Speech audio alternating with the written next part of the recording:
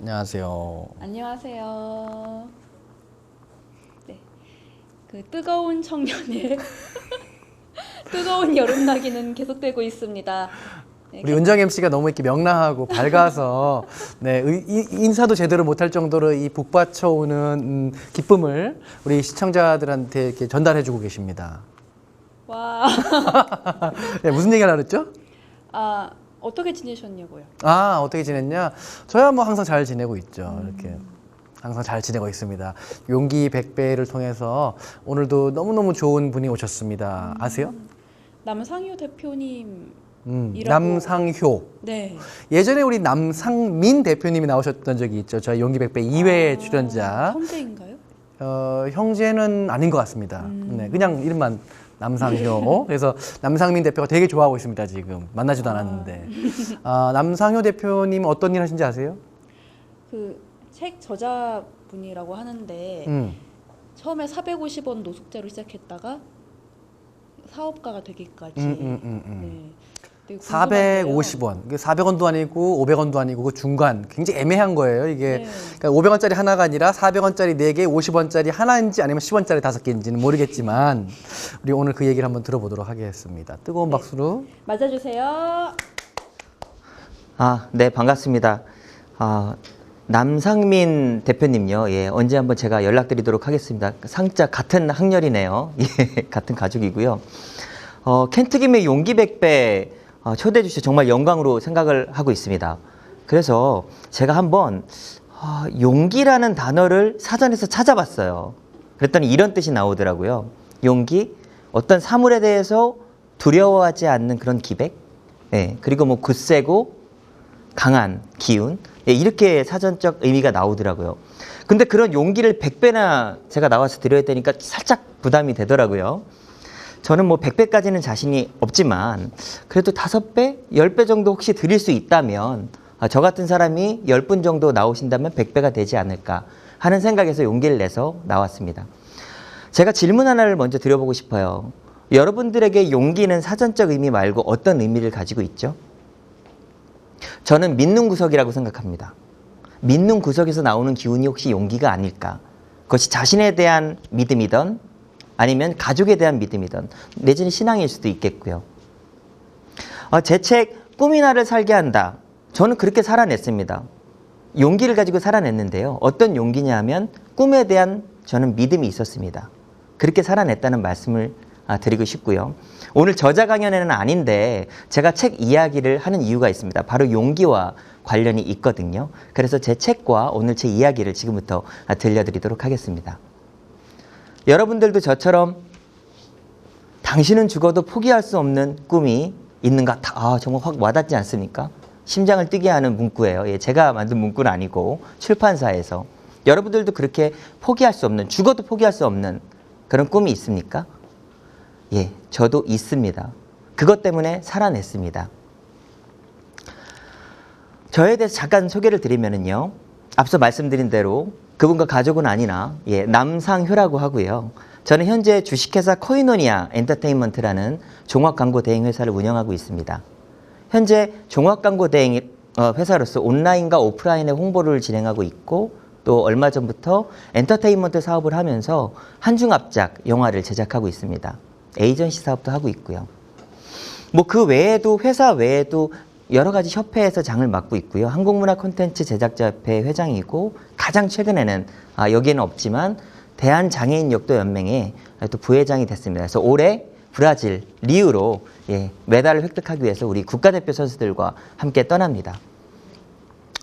장애인 역도 좀 저와 관계가 깊은 것 같아요. 저는 이번에도 제가 취임사에서 이런 말을 했습니다. 저는 여러분들이 역기를 든다고 생각하지 않습니다. 저는 여러분들이 희망을 들어 올린다고 생각합니다. 여러분들 장애가 있지만 장애를 장애라고 생각하지 않고 그 역기를 들어 올린 순간 많은 사람들에게 희망을 줄 것입니다. 이런 얘기를 했었는데요. 그래서 저와도 좀 연관이 깊지 않나 생각을 해보았습니다. 제가 아까 제 책이 용기와 관련 깊다고 얘기를 했는데요. 왜 그런지 쭉 들어보시면서 또 여러분들은 어떤 용기를 갖고 계신지, 그래서 믿는 구석이 무엇인지 그것을 생각하시면서 들어보시면 도움이 될 것 같습니다. 저에 대해서 조금 더 흥미로울지 모르겠지만 숫자로 한번 저를 풀어봤습니다.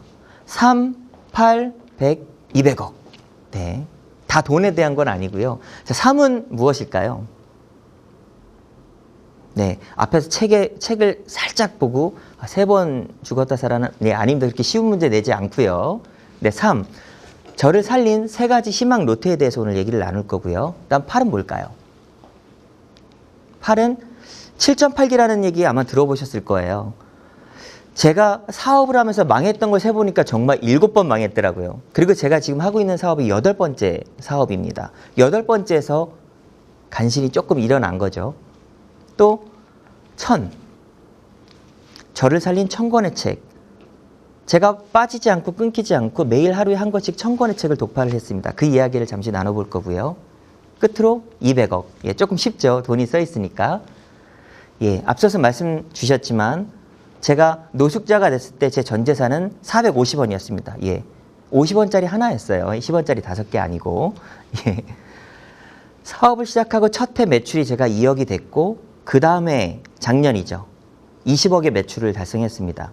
그리고 현재는 올해 지금의 추세대로 간다면 200억의 매출을 달성할 것으로 예상이 됩니다. 그러면 내년에는 얼마일까요? 예, 2천억. 2천억이 되려면 여러분들께서 꿈이 나를 살게 한다. 예, 책을 많이 사주시면 일조를 하실 거라고 생각을 하면서 화이팅입니다. 네.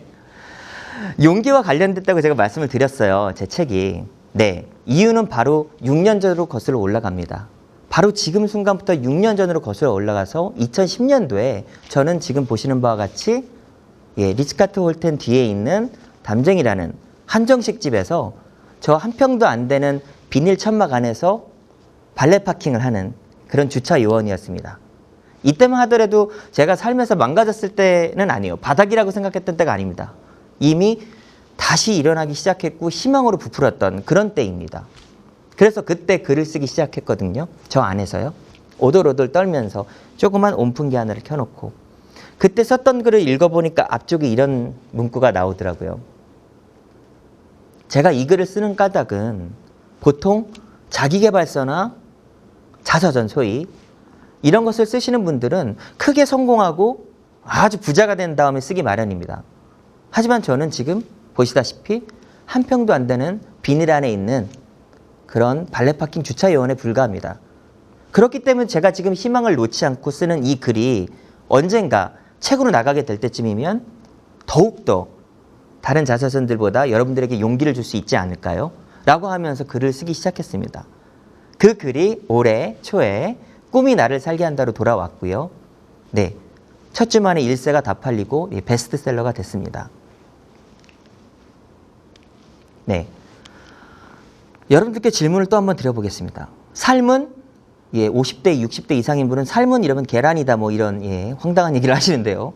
삶은 사는 것입니까? 아니면 저는 썰렁한 농담하고자 하는 게 아니에요. 삶은 사는 것입니까? 아니면 살아내는 것입니까?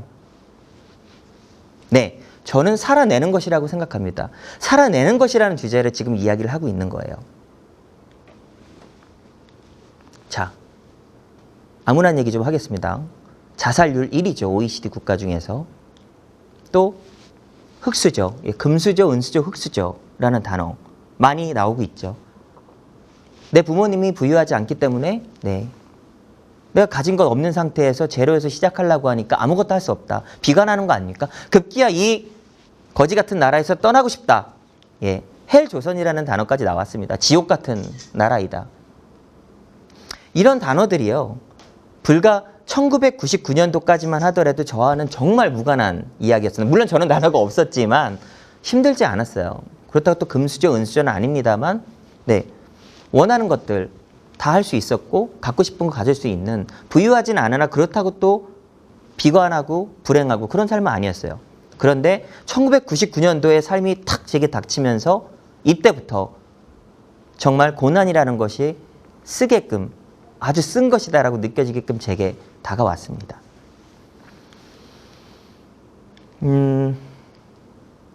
네, 1999년도 늘 저는 겨울이에요. 앞서서도 그 발레 파킹 장소도 사진 살짝 보신 분은 아시겠지만 그 비닐 천막 옆에 막 눈이 막 쌓여 있거든요. 오돌오돌 떨면서. 이때도 1999년도 겨울이었습니다. 너무 추웠어요. 전 겨울이 너무 싫어요, 지금도. 이따가 들으시면 또 왜 겨울을 더 싫어하는지 알게 되실 건데요. 저희 어머니가 저 어렸을 때 이미 암 판정을 받으셨고 유방절제 수술을 하셨습니다. 그리고 쭉 오셨었는데 제가 대학교 때 급기야 1999년도 이전에 바로 암이 많이 전이가 되고 더 이상 치료할 수 없는 그런 상황이 됐습니다.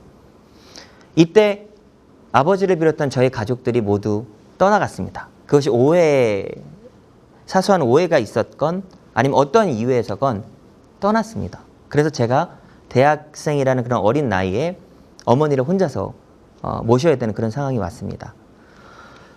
대학생 때 저도 똑같은 마음이에요.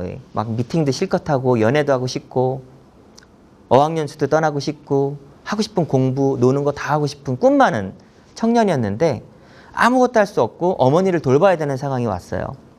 급기야 암이 점점 전이가 되면서 척추까지 전이가 되니까 하반신이 마비가 되셨는데요. 이미 그 전에 오른팔, 왼팔 마비가 오셨고요. 즉 하루 삼시세끼 제가 식사를 떠먹여 드려야 되고 그리고 가장 힘든 일은 관장이라고 들어보셨을 겁니다. 그래서 변을 매일 약을 항문으로 집어넣고 빼내지 않으면 생존이 불가한 상태였습니다. 물론 그 전에 어머니를 업고 울면서 종합병원, 이 병원, 저 병원 택시 타고 가면서 어머니 못 움직이시는 어머니를 업고 병원에 갔지만 암 환자가 주위에 계신 분들은 잘 아실 거예요. 쫓겨납니다. 더 이상 치료가 안 되는 환자는 병원에서 더 이상 할 수 있는 게 없고 베드가 부족하기 때문에 쫓겨납니다. 그럼 울면서 계속 이 병원 저 병원 전전긍긍 하다가 결국은 이제 집에 다시 제가 혼자서 모시게 된 거죠. 그러던 어느 날 사건이 제게 첫 번째 터닝 포인트가 다가왔습니다. 그날 역시 어머니 식사를 먹여드리고 관장을 시켰어요. 환자도 가장 힘듭니다, 관장이. 그러면 이제 지쳐서 쓰러져 주무시는데요. 그 시간이 유일하게 저도 잠을 잘 수 있는 시간입니다. 그래서 저도 옆에 방에 와서 살짝 문을 열어놓고 저도 이제 잠을 청했습니다. 늘 그렇지만 언제든지 부르면 달려가야 되기 때문에 깊은 잠을 잘 수가 없습니다. 그러면 달려가서 물을 먹여 드려야 되고요. 똥! 그러면 가서 변을 빼드려야 되고요. 그래서 숙면을 취하지 못하고 그날도 선잠을 자고 있었는데요. 자다가 틀어놓은 라디오의 음악 소리에 제가 이렇게 살짝 깼어요. 잠에서. 근데 저쪽 옆에서 햇볕이 너무나 아름답게 제 발을 간지럽히고 있는 겁니다. 그때 제 마음에 정말 이만한 구멍이 뻥 하고 뚫린 것 같은 생각이 들면서 허무해졌습니다. 내가 왜 이렇게 살아야 되지? 왜 하필 나지? 그래서 문을 열고 버스를 탔습니다. 이 버스를 타면 한강대교에 가거든요. 자살을 결심하고 버스를 탔습니다. 그렇게 버스가 쭉 가는데 몇 정거장을 갔는데 갑자기 버스가 덜컹거리면서 끼익 하고 섰어요. 보니까 어떤 앞에 할머니가, 요즘도 그런 분 많이 보이지만 폐지 같은 것을 리어카 같은 데에다가 싣고 건너고 계신 거예요. 그때 문득 딱 든 생각이, 나는 이렇게 죽어도 되지만 내가 이렇게 죽으면 내 어머니는 지금 집에서 상효야, 상효야 어딨니? 하고 외치시다가 그냥 그 자리에서 아무도 모르게 돌아가실 거잖아요. 그 생각이 들어서 부랴부랴 버스에서 내려서 택시를 잡아 타고 집에 돌아왔습니다. 다행히 어머니는 새근새근 주무시고 계셨는데요. 이때부터 저는 생각을 했습니다. 그래, 나를 위해서는 아니더라도 적어도 내가 사랑하는, 그리고 나를 너무너무 사랑해 주셨던 내 어머니를 위해서 살아내자. 사는 게 아니다. 살아내자. 그렇게 해서 저는 살아내는 습관이 이때부터 생기기 시작했습니다. 그래서 제가 이때 얻은 가장 큰 교훈은 바로 삶은 사는 것이 아니라 살아내는 것이다라는 것입니다. 그것이 무슨 이유에서건 사는 것이 아니라 살아내는 것이다. 그 이후로도 인생은 참 롤러코스터 같아요. 참 좋은 때도 있었고, 어머니가 물론 당연히 99년도에 돌아가시고 나서요, 방황이 좀 있었습니다만 다시 종교생활도 하고 음악생활도 하고 하면서 좋은 일도 많이 있었습니다. 평화방송에서 제3회 그 창작생활성가제 이런 곳에도 나가서 대상도 타고, 첫 직업이 가수였어요. 물론 이제 돈이 안 됩니다. 롤러코스터 같은 그런 삶을 살고 잘 될 때도 있고 안 될 때도 있었죠. 앞서서도 제가 말씀드렸지만 7번 사업을 실패를 했어요. 더 이상 일어날 수 없다고 생각이 드는 거죠. 마지막 사업도 그렇게 제게 다가왔습니다. 봉사를 하다가 의료관광이라고 여러분들 들어보셨을 겁니다. 예, 외국에 있는 환자들 한국에 데려와서 치료하고 관광시키고 보내는 그런 일인데요. 요즘은 뭐 성형 또 많이 성형 관광 이런 것들도 많지만 이 당시만 하더라도 없었습니다. 의료관광이라는 단어가 없었어요. 처음으로 시도를 했습니다. 그래서 말도 안 되는 의료 대행업이라는 게 말이 안 되지 않습니까? 사업자 등록에 뭐라고 신고를 해야 될지 몰라서 의료 대행업으로 신고를 하고 사업자를 내고 했습니다. 몽골에 처음 갔어요. 그래서 서울대학교병원과 또 서울대학교병원 건강검진센터하고 계약을 맺고 몽골의 국립병원, 서울대학병원 같죠? 제1병원의 안에 사무실을 내고 그런 의료관광업을 했습니다. 근데 너무 잘 되는 거예요. 제가 봉사할 때 관계가 있었던 사람들, 친구들, 부자들인데 야, 한국에 가서 좀 치료하고 검사 받을 수 없어? 네가 좀 도와줘. 한국에서 제가 예약하고 이런 또 끝나면 관광을 도와주고 이게 시초가 됐습니다. 그 이후에 의료관광이라는 단어들이 생겨나기 시작하더라고요. 너무 잘 됐는데 그 사람들에게 보증금을 많이 받았던 게 화근이었습니다. 이게 7번째 사업이었는데요. 몽골이라는 나라는 아직 우리나라보다 잘 사는 나라가 아니다 보니까 불법 체류를 하고 도망갈 수가 있습니다. 그래서 비자가 잘 나오지 않아요. 우리나라보다 잘 살지 못하는 나라는 여전히 대한민국의 비자를 받기가 어렵습니다. 이때도 마찬가지였는데요. 제가 도망가면 책임지겠습니다. 이런 각서를 쓰고 공증을 해야지 비자가 나왔었거든요. 그런데 몽골의 사무실의 사무장이 이렇게 많이 쌓아놓은 1인당 거의 1,000만 원 가까이 보증금을 받아놓은 것을 전체 돈을 가지고 사무직기까지 다 가지고 도망갔습니다. 이렇게 해서 저는 7번째 사업마저도 아주 처절하게 망가진 거죠. 바닥이 됐습니다. 제가 요즘 많이 얘기하는 파산, 회생신고 이런 걸 하면 충분히 제가 이것을 갚지 않아도 됐어요. 그렇지만 그러고 싶지 않았습니다. 사업을 언젠가 다시 또 할 거라고 생각을 했고요. 그래서 제가 가지고 있는 모든 돈을 다 털어서 집까지도 보증금까지 모두 빼서 그 돈을 다 갚았습니다. 그래서 저는 노숙자가 됐어요. 제 주머니에 보니까 전 재산이 450원이더라고요. 정말로. 100원짜리 4개, 50원짜리 하나. 그걸로 뭘 할 수 있는가 보니까 그 당시에 생라면 하나를 사서 뽀개서 먹을 수 있는 정말 길거리에서 나앉은 노숙자였습니다. 죽고 싶었어요. 그때도 정말. 2번째 자살의 충동을 느낀 때였습니다. 그래도 저는 좀 괜찮은 노숙자였던 것 같습니다. 제 친구가 도남동에 가면은 그 재개발 지역이라고 하죠. 재개발 지역에 있는 재개발집이 있는데 모두 다 이주해서 다 떠나간 곳입니다. 유령도시 같은 곳인데 그 집에서라도 살겠냐. 아, 그것도 어디냐. 길에서 자는 것보단 낫다 해서 그 집에서 살게 됐어요. 지금도 기억이 나는 게요. 첫날 그 문을 꽝 하고 열고 들어갔더니 축대는 무너져 있고 샤시를 끽 하고 열고 들어가니까 바로 이제 방이 나오는 아주 낡은 그런 집이었습니다. 그래, 이런 집도 좋다.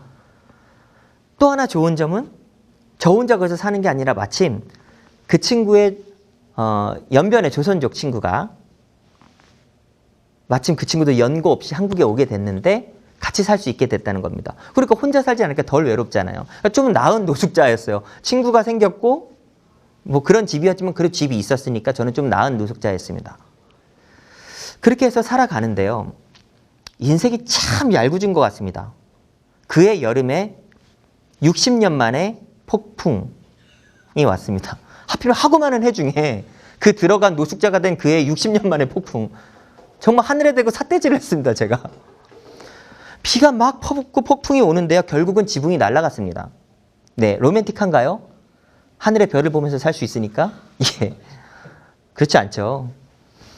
그래서 그 폐천막이라는 것을 구해가지고 와서 덮어놓고 돌로, 벽돌로 기와로 딱 이걸 고정해 놓으면 고양이들이 와서 이걸 막 뜯습니다. 간지러운지 막 이걸 막 긁어요. 그러면 비가 오기 시작하면 막 6군데, 7군데에서 비가 막 새기 시작합니다. 그러면 코펠, 프라이팬 이런 걸로 이제 또 비를 다 이렇게 아래에서 받았죠. 또 나갈 때는 나갔다 들어오면 이게 막 넘쳐 있지 않습니까? 그러면 또 이제 밤새 그 물을 갖다가 다 쓰레받기로 퍼내고 다시 걸레로 훔치고 그 눅눅한 곳에서 잠을 청합니다. 그런데요, 가장 큰 문제는요, 이게 아니었어요. 옆에서부터 곰팡이가 막 자라는 게 이렇게 막 천장까지 시커멓게 덮는 것이 다 눈에 보이는데요. 여기서는 정말 사람이 살 곳이 아니죠. 길에서 자는 게 차라리 낫겠다 이런 생각이 드는 겁니다. 그런데 더 큰 문제가 또 있었어요. 저 벽에서 타오르는 곰팡이보다 더 큰 거는요, 제 마음속에서도 그런 곰팡이가 자라나고 있더라고요. 죽자. 차라리 죽자. 이렇게 살아서 뭐하냐. 내가 무슨 광명을 보려고. 차라리 죽어버리면 너무나 편안할 것 같다는 생각이 들었습니다. 그런 곰팡이가 자라나기 시작했어요. 그래서 그때부터 저는 무기력증과 우울증으로 누워 있었습니다. 계속. 잠을 자고요. 거의 11시, 12시 다 돼서 배가 고파서 깨면 냉장고를 열어봅니다. 뭐 가끔 그 조선족 친구가 소위 노가다라고 하는 막노동을 해갖고 번 돈으로 라면, 김치 이런 것들을 사놓으면 그런 게 냉장고에 있어요. 그럼 그걸 먹어서 또 끼니를 떼고 또 잡니다. 없어서 배고프다가 이런 경험이 있으신 분들 계실 거예요. 배고파서 잠들다가 차라리 잠들다가 죽어버리면 너무 편안하게 죽을 것 같은 겁니다. 그런 곰팡이들이 자라나고 있을 때요, 제게 또 이런 일이 발생했습니다. 그날도 여느 날과 다름없이 일어났는데요. 배가 고파서 깼습니다. 냉장고를 열어보니까 아무것도 없어요. 그런데 저쪽에 보니까 창틀에 동전이 수북히 쌓여 있는 게 보이는 거예요. 그래서 처음으로 그 동전을 탁 한 움큼 쥐고 문 밖을 처음으로 나섰습니다. 제가 드디어. 나가서 엘모, 네, 편의점, 뭐라 그러죠? 예, 햄버거도 팔고 하는 패스트푸드점에 갔습니다. 네, 야, 아직 일말의 자존심은 있는 것 같습니다. 창피하더라고. 이거를 이 주머니에서 100원짜리, 50원짜리, 500원짜리 이걸 갖다가 탁 내밀기가 너무 부끄러운 거예요. 그래도 어떡합니까? 배가 고프니까. 쫙 하고 세보는데 세트는 못 먹겠더라고요. 돈이 모자라갖고. 그래서 햄버거 하나, 또 리필되는 커피 하나 이렇게 먹고 집으로 돌아왔습니다. 그 다음 날도 그렇게 했어요. 그 다음 날도 배고프면 깨어나서 가서 동전 한 움큼 쥐고. 그런데 참 이상하지 않아요? 계속 주머니에 한 움큼씩 넣고 갔으면 동전이 없어야 되잖아요. 그대로 계속 있는 겁니다. 동전이. 네, 제 책에서도 표현하고 있지만요. 바로 동전의 생이라고 표현을 하고 있는데요. 제가 자존심이 세니까 돈을 주고 너 이걸로 뭐 먹어 이렇게 하면 또 안 받을 것 같으니까 그 막노동을 하는 그 조선족 친구가 늘 거기에 500원짜리랑 이런 것들을 무심코 버린 것처럼 쌓아놨던 겁니다. 그걸 깨닫는 순간 그 자리에서 저는 엉엉 울었습니다. 네, 이때 제가 깨달은 것이 무엇이겠습니까?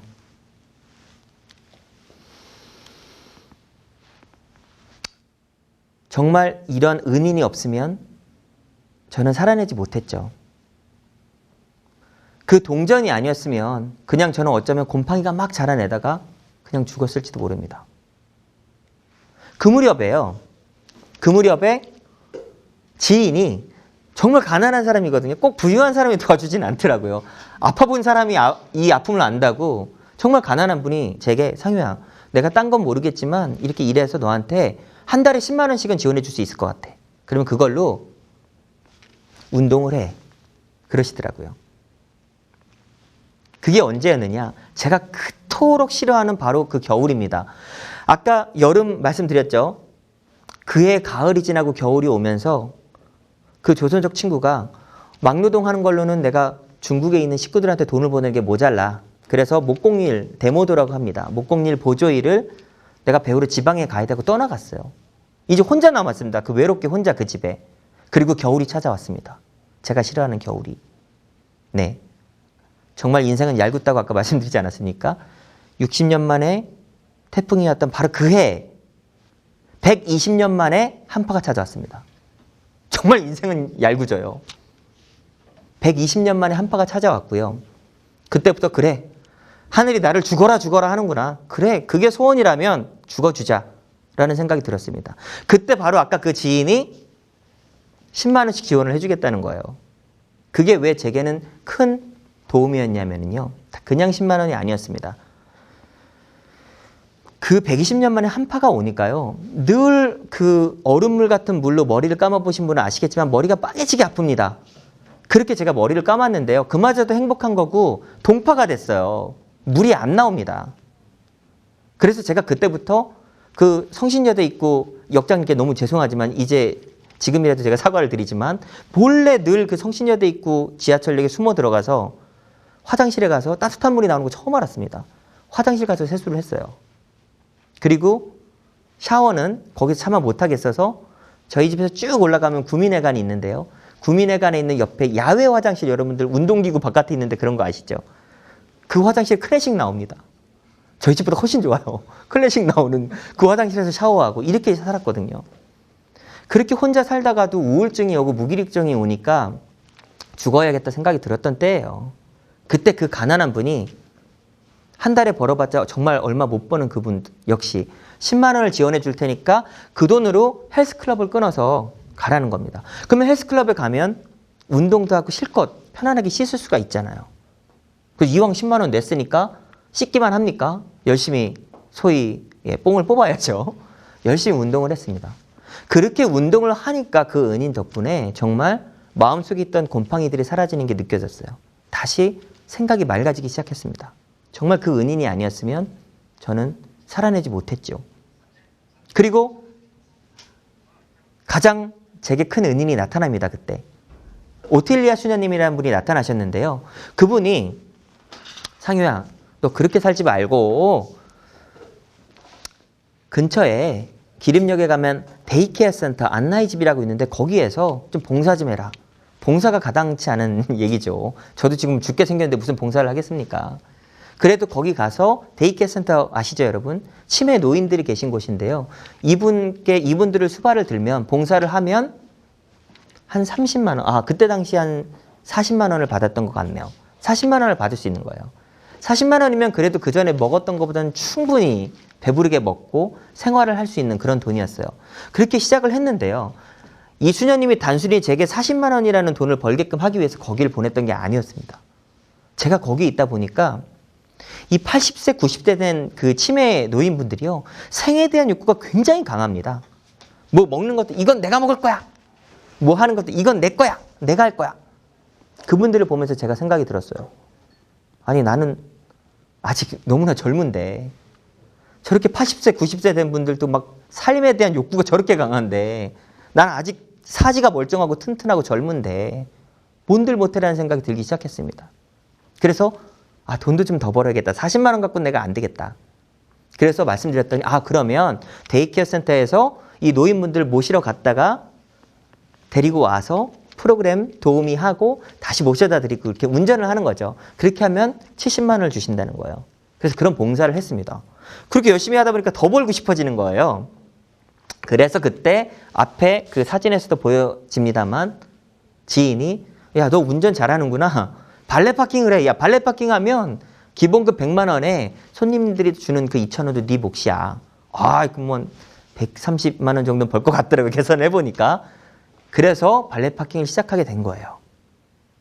이때 제가 살면서 가장 크게 깨달은 것이 바로 그겁니다. 네. 제가 만약에 살아내지 않았다면 이 고마웠던 은인들이 선명하게 보이지 않을 겁니다. 물론 그때 제게 도움을 주신 분들 머리로는 감사하고 또 여러분들 그런 경험 있지 않습니까? 내가 힘들 때 야 힘내. 네가 힘든 만큼 나중에 더 크게 성공할 거야. 더 좋은 일이 기다릴 거야. 이런 조언들 해주지만 귀에 들어옵니까? 안 들어오죠. 내가 지금 죽겠는데 그 귀에 들어옵니까? 머리로는 그래 고마운 사람이야. 그러나 진짜 고마움을 못 느낍니다. 하지만 제가 살아내니까요. 그 고마웠던 은인들이 한 분 한 분 선명하게 기억이 나더라고요. 그래서 여러분들에게 살아내라고 말씀을 드리는 겁니다. 제게도 인생의 전환점이 바로 비포 앤 애프터죠. 그 데이케어 센터에서 바로 그 시점이 됐어요. 그 시점이 되고 그 이유가 되니까요. 제게 도움을 주셨던 은인 한 분 한 분이 아주 선명하게 기억이 나더라는 거죠. 여러분들 살아내십시오. 그러면 지금은 잘 보이지 않지만 여러분들 옆에서 사랑해주고 또 도움을 주는 그 은인들이 선명하게 보입니다. 살아내십시오. 그리고 그 이후에요. 정말 좋은 기회가 제게 다가왔습니다. 그 발레 파킹에서요. 너무나 열심히 일했어요. 발레 파킹만 하지 않았습니다. 그 주인분이 요구하지 않아도 여자분 사장님이셨어요. 가서 페인트도 제가 칠해드리고 청소 제가 안 해도 되는 겁니다. 그러나 청소도 열심히 하고 가족처럼 그렇게 열심히 일했어요. 최선을 다해서 했습니다. 그냥 나는 여기에 주차 요원이 아니니까, 평생 내가 주차 요원으로 있을 사람이 아니니까, 그 꿈이 있었으니까 그렇게 했습니다. 그렇게 하다 보니까 기회가 오더라고요. 제 책을 보신 분은 아시겠지만 저는 10년 동안 꿈을 품고 있는데 제 꿈은 대한민국의 문화부 장관입니다. 물론 그 이후로도 수해가 지났기 때문에 지금 약간 올라갔어요, 꿈이. 국무총리가 현재는 꿈입니다만, 이때 당시만 하더라도 꽤 오랫동안 품고 있는 저의 꿈은 대한민국이 총칼이 아닌, 무역전쟁이 아닌, 화폐전쟁이 아닌 바로 문화로서 강대국이 되는 날이 올 것이다. 그것에 이바지하는 사람이 내가 되겠다는 게 제 꿈이었거든요. 발렛 파킹하는 주차요원 주제에 그런 꿈을 품고 있었던 겁니다. 그래서 제가 살아냈지요. 그렇게 포기하지 않고 있으니까요, 기회가 오더라고요. 어떤 회장님이 저를 S보의 상장 기업의 교육회사, 원래는 또 박물관 회사인데요. 박물관을 만드는 회사에서 교육회사로서 굉장히 큰 회사인데 그 회사에 저를 그 회장님께 직접 소개를 했습니다. 그래서 다시 저는 발렛 파킹 요원 130만 원 월급에서 대기업에 들어가게 된 거죠. 그리고 아주 총애를 받았습니다. 회장님이 옆에다 두고 제가 최연소 과장으로 들어와서 최연소 차장 쭉쭉 올라갔거든요. 그런데 하루는요, 그 회장님이 저쪽 소공동에 있는 모 호텔로 저를 부르시는 겁니다. 그래서 갔더니 제 앞에 누가 앉아 계시냐면 바로 이분이 앉아 계신 거예요. 자, 앞으로 네가 모실 분이다. 이분과 함께 콘텐츠를 만들어내라. 이혜령의 80초 생각 나누기라고 KBS에서 방영이 됐고 책으로도 나왔는데요. 그런 콘텐츠를 기획하게 됐습니다. 그런데 이분 아시죠? 우리나라 초대 문화부 장관이세요. 제가 그 꿈을 포기하지 않고 늘 문화부 장관이 되겠다는 생각을 품고 있었는데 제 눈앞에 우리나라 초대 문화부 장관이 앉아 계시고 이분과 함께 콘텐츠를 제작하면서 배울 수 있는 기회가 제게 왔잖아요. 그거죠.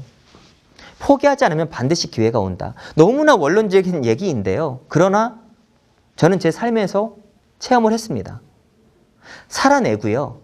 포기하지 않으니까요. 절대 오지 않을 것 같은 그 기회가요. 오더라고요. 제가 이렇게 여러분들 앞에서 강의를 하는 모습, 발렛 파킹하는 그 천막 안에서 상상이나 할 수 있었겠습니까? 제가 이런 얘기를 하고 난 문화부 장관이 될 거야. 그럼 사람들이 손가락질합니다. 그때에도.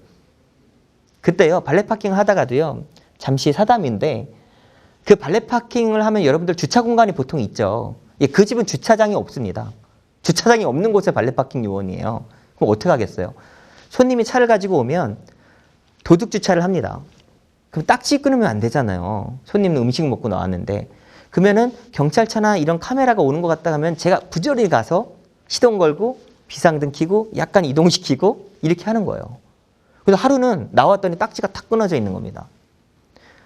손님이 딱 나와서 얼마나 화가 나겠어요. 발렛비 다 내고 식사비 다 냈는데 비싼 집입니다, 그 집이. 그런데 딱지를 딱 끊었으니 어떡할 거냐 그러면서 이 딱지를 딱 들고 제 얼굴에 확 터더라고요. 모욕감을 느꼈어요. 그런 일도 있었습니다. 그런 제가 감히 대한민국의 문화부 장관이 되겠다, 문화관광체육부 장관이 되겠다? 비웃죠, 사람들이. 그러나 그 꿈을 포기하지 않았습니다. 그랬더니 기회가 오더라고요. 여러분들도 꼭 살아내시고 포기하지 마십시오. 시간 관계상 그 안에서 제가 어떻게 살아냈는지를 아주 간략하게 세 가지를 보여드리겠습니다.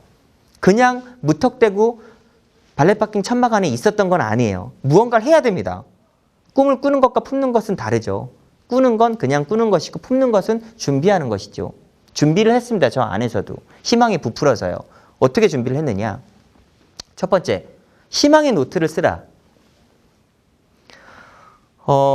제 꿈, 희망 이런 것들을요. 계속 적기 시작했어요.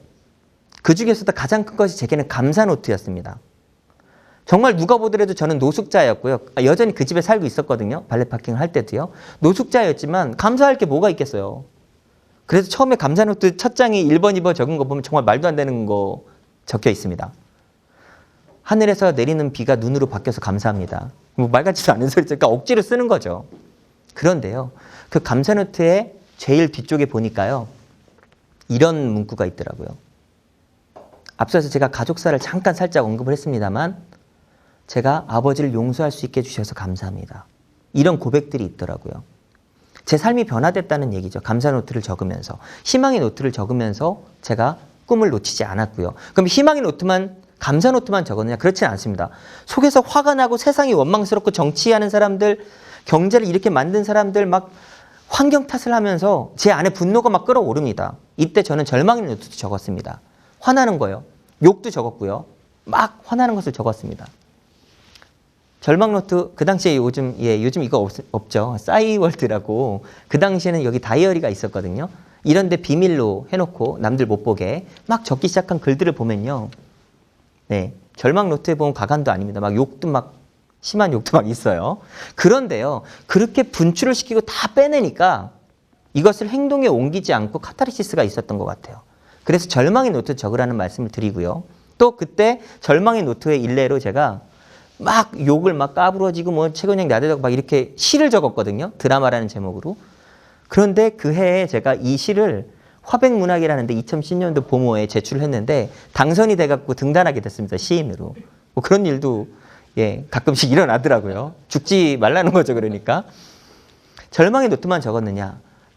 플래닝 노트도 적었습니다. 그 당시에 제가 아주 낡은 노트북, 훔친 노트북. 제 책에 보면 나옵니다. 제가 처음이자 마지막으로 절도를 한 노트북이 있는데요. 뭐 이렇게 가서 훔친 것은 아니고요. 봉사할 때 임시로 쓰라고 받았던 노트북인데 돌려줘야죠. 봉사가 끝났으면. 돌려주고 싶지 않더라고요. 유일한 재산이고 저기 글을 적는 게 낙이어서. 나중에 제가 이제 10배로 예, 갚은 100배로 용기 100배니까 100배로 제가 그때 폴더를 이렇게 좀 스크랩을 해왔어요. 보니까요. 이 폴더에 메인 비즈니스라는 폴더가 있고요. 그 안에 들어가 보면 날짜도 다 그대로 있습니다. 들어가 보면 코이노니아라는 폴더가 있습니다. 그 코이노니아에 있는 문서들을 보면 아직 없는 회사인데 코이노니아는 이런 사업 분야 일을 하고 있으며 마치 CEO가 얘기하듯이 그렇게 적어 놓은 거예요. 그런데 놀랍게도 제가 지금 하는 일의 대부분의 내용이 이 안에 다 들어가 있습니다. 바로 이때부터 계획하고 썼던 그 글들, 준비했던 그 기획들이 지금의 주식회사 코이노니아 엔터테인먼트의 모태가 되었다고 해도 과언이 아닙니다. 그렇게 플래닝 노트를 적으면서 살아냈습니다. 그리고 책 1000권을 돌파했는데요. 그 130만 원 발레 파킹을 해서 돈을 벌면서요. 빌리지 않고요. 아까워하지 않고 근처에 있는 교보문고에 가서 하루에 한 권씩 책을 사서 하루에 한 권씩 독파했습니다. 그렇게 매일 책을 읽기 시작했고요. 그 대기업에 취직해서도 빠지지 않고 그 대기업의 계열사들이 묶여 있는데요. 그 안에서도 제가 제일 1등으로 출근합니다. 새벽에 출근하면은 커피숍 새벽에 막 청소하고 있고 열고 있을 때 그 안에 들어가서 책을 읽기 시작하고요. 1시간 반에서 2시간이면 또 한 권을 읽거든요. 회사에 취직하고 난 다음에도 끊이지 않고 계속 책을 읽고 1000권을 독파했습니다. 정말 놀라운 변화가 일어납니다. 여러분 꼭 해보십시오. 사고의 빅뱅이 일어납니다. 융합사고, 뭐 창의력 이런 얘기 굉장히 요즘에 화두인데요. 방법? 무조건 책 1000권 독파해 보십시오. 어떤 책이든 상관없습니다. 놀라움을 경험하실 겁니다. 그렇게 책 1000권을 읽으면서 저는 살아냈습니다. 그리고 마지막으로 그 전에 이 얘기도 꼭 하고 싶은데요. 왜 그럼 그렇게 책을 봐야 되느냐? 여러분들 운명을 바꾸는 책을 만날 수 있거든요. 근데요. 서점에 가서 딱 돈 내고 책을 딱 샀는데 그 책을 읽고 나서 내 운명이 확 바뀌었어. 너무나 좋은 일이죠. 근데 그 운명을 바꾸는 책을 어떻게 만나요? 매일 읽어야 돼요. 그러면 그 안에서 여러분의 운명을 바꾸는 책들을 만나게 됩니다. 저처럼요. 그래서 매일 한 권씩 책을 한번 읽어보시고 1000권을 독파해 보시라고 얘기를 하는 겁니다. 마지막으로 어떻게 살아냈는가? 이 또한 너무 원론적인 얘기처럼 들릴 수 있어요. 그러나 불변의 진리는 늘 심플합니다. 네, 지금 좋아하고 잘하는 일에 매진하고 미쳐보시라는 거죠. 이런 얘기 많이 들으셨을 거예요. 근데 저는 체험을 했습니다. 제가 노숙자였을 때요. 조금 노숙자보다 나을 때, 아까 노트북을 훔쳤다는 얘기 했었는데 그때 당시에 제가 유일하게 할 수 있는 일은 봉사였어요. 뭐 사람들이 지도 먹고 살기 힘들면서 무슨 봉사를 해? 라고 얘기할 수 있지만 그래도 봉사하러 가면 밥 주거든요. 밥 먹고요. 그러나 튼튼한 몸과 제일 많은 거 뭐죠? 시간이 있잖아요. 봉사할 수 있었어요. 그래서 집중해서 봉사를 했습니다. 그랬더니 어떤 기적이 저한테 발생했냐면요. 이때는 노숙자가 되기 물론 전입니다만 힘들 때입니다만 처음에 우유팩 가서 환자들이 제 봉사가 외국인 노동자들 무료 의료 진료해주는 봉사였거든요. 저는 물론 의사는 아닙니다만 다른 봉사도 할 수가 있습니다. 근데 그때 처음에는 우유팩, 환자들이 먹은 우유팩 이렇게 까서 물에 헹구어 놓고 뭐 이런 일을 했었는데요. 거기에 매진해서 너무나 우유팩도 제일 빨리 까고 제일 깨끗이 닦고 막 이렇게 열심히 하다 보니까 같은 봉사직 안에서도 약배부 팀장을 하라는 거예요. 약사도 아닌데 약도 모르는데 복약 지도를 그때만 해도 의약분업 전이었거든요. 복약 지도를 해야 되는 겁니다. 그렇게 하기 시작해서 약배부 팀장이 됐는데 너무 열심히 하니까 환자들과 소통하면서 하니까 봉사단장이 됐어요.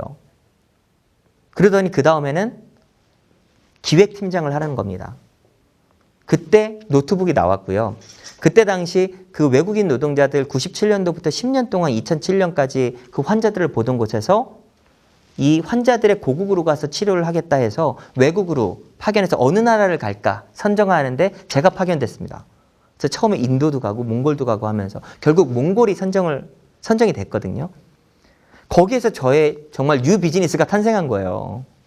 몽골에서 봉사 열심히 하다 보니까 거기 있는 친구 고위직들이 상효야 한국에 가면 어떻게 치료할 수 있어? 검사 받을 수 있어? 간 김에 관광할 수 있어? 그런 일을 시작한 게 의료관광의 시초가 됐거든요. 우리나라의 의료관광의 시초라고 저는 감히 말합니다. 그런 단어조차도 없을 때였으니까요. 그런 기회가 오더라는 겁니다. 제가 그저 지금 할 수 있는 일, 바로바로 돈이 되고 많이 되는 건 아니지만 할 수 있는 일에 매진하고 미치니까 한쪽 문이 닫히면 다른 쪽 문이 열린다고 기회가 오더라는 거예요. 그러니까 여러분들 지금 힘들다고 흙수저다고 헬조선이라고 원망만 하지 마시고요. 지금 여러분이 잘하는 거 내지는 좋아하는 거에 한번 미쳐보세요. 열심히 그 일을 한번 해보시라는 겁니다. 굶어 죽지 않을 정도만 어디서 빌어먹어도 좋으니 제가 봉사하면서 밥 먹은 것도 엄연히 보면 빌어먹은 거예요. 빌어먹어도 좋으니 한번 해보라는 거죠. 제가 살아내며 얻은 교훈 쭉 말씀드렸어요. 첫 번째 뭐였죠? 삶은 사는 것이 아니라 살아내는 것이다. 무엇을 위해서건 믿는 구석이 무엇이건 나를 위해서건 가족을 위해서건 믿음을 위해서건 삶은 사는 것이 아니라 살아내는 것입니다. 여러분 살아내십시오. 그러면 왜 살아내야 됩니까? 네, 살아내야지만 이후에 여러분들을 사랑하고 고마워해줬던 은인들이 아주 선명하게 보입니다. 그 행복감은 이루 말할 수 없습니다. 저는 지금도 그분들과 교류를 하고 있고요. 그때 도와줬던 분들 명절 되면 늘 선물 보내고 그러면 장문의 문자가 옵니다. 아니 이젠 제발 그만 보내줘도 되는데 내가 너에게 뭘 해줬다고 아직도 이렇게 선물을 보내냐고 너무 고맙다고. 그러나 그분들과 여전히 저는 소통하면서 살고 있고요. 또 저를 도와줬던 조선족 친구 또 은인 저희 회사에서 현재 일을 하고 있습니다. 이 행복감 이루 말할 수 없습니다. 여러분 고마웠던 은인들 선명하게 보이려면 살아내십시오. 그리고 어떤 깨달음이 있었다고 했죠? 네, 정말 기적 같은 포기하지 않으니까 기회가 오더라. 저는 문광부 장관 얘기를 했었는데요. 포기하지 않으니까 반드시 기회가 오더라 라는 그런 깨달음을 얻었습니다. 어떻게 살아냈는가도 말씀드렸죠. 희망의 노트 3종 세트라고 저는 부르기도 하는데요. 감사 노트, 절망 노트, 플래닝 노트 이런 기록하면서 살아냈고요. 그리고 책 1000권 독파했다고 말씀드렸습니다. 책 꾸준히 읽어보십시오. 분명한 변화가 있습니다. 모든 답은 책에 있습니다. 그리고 끝으로 여러분들이 좋아하고 잘하는 일에 집중하십시오. 그렇게 살아내는 겁니다. 긴 시간 들어주셨는데요. 자, 여러분 이게 뭐죠? 도마. 오, 금방 아시네요. 요즘 이런 도마 잘 안 써요. 나무 도마. 시대가 좋아져갖고 깨끗하고 이런 거 쓰는데요. 저 도마를 보면 저는 여러분들과 같다는 생각이 들어요. 어떻게 보면 제 모습이고요. 이 도마를 보면 굉장히 많은 지금 상처가 있잖아요. 그것을 보면 어떤 생각이 드냐면요. 이 도마에 저 무수히 많은 칼자국이 있다는 것은 저 도마가 그 뜨거운 칼날들을 다 견뎌냈다는 것을 뜻하고요. 살아냈다는 걸 뜻하고 단단하다는 것을 뜻하고요. 그리고 잘 쓰여왔다는 걸 뜻하는 겁니다. 여러분들 지금 너무 잘 해내고 계세요. 너무 잘 살아내고 계신 거예요, 지금. 저 도마처럼요. 저도 그렇게 살아냈습니다. 그래서 6년 전에 저 천막 안에 있던 그 꿈꾸는 희망을 하는 그 청년이 이렇게 꿈이 나를 살게 한다라는 베스트셀러의 저자가 돼서 돌아왔습니다. 그렇게 살아냈습니다. 여러분도 그렇게 살아내십시오. 여러분, 삶은 사는 것입니까? 삶은 계란 아니라고 분명히 말씀드렸죠. 다시 한번 묻습니다. 삶은 사는 것입니까? 아니면 살아내는 것입니까? 그렇죠. 살아내는 것입니다. 여러분, 살아내십시오. 살아내십시오. 감사합니다.